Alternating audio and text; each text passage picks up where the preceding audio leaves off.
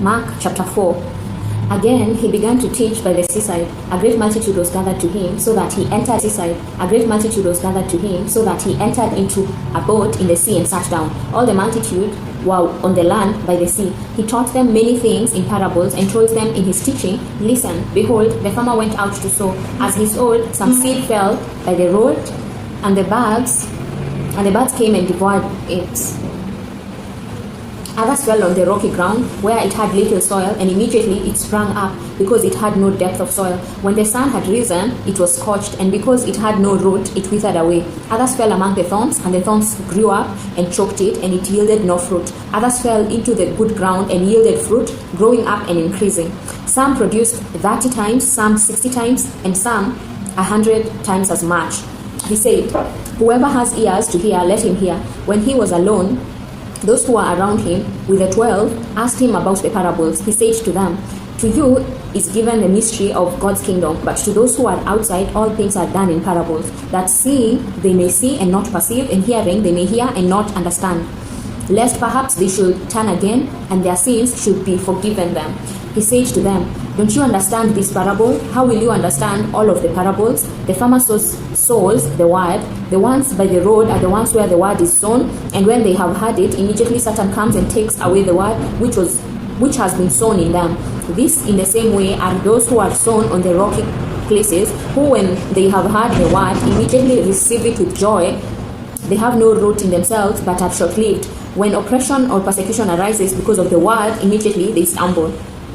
Others are those who are sown among the thorns. These are those who have heard the word, and the cares of this age, and the deceitfulness of riches, and the lust of other things entering in, choke the word, and it becomes unfruitful. Those which were sown on the good ground are those who hear the word, accept it, and bear fruit, some 30 times, some 60 times, and some 100 times. He said to them, "Is a lamb brought to be put under a basket or under a bed? Isn't it put on a stand? For there is nothing hidden except that it should be made known, neither was anything made secret, but that it should come to light. If any man has ears to hear, let him hear." He says to them, "Take heed what you hear. With whatever measure you measure, it will be measured to you, and more will be given to you who hear. For whoever has, to him more will be given, and he who doesn't have, even that which he has will be taken away from him."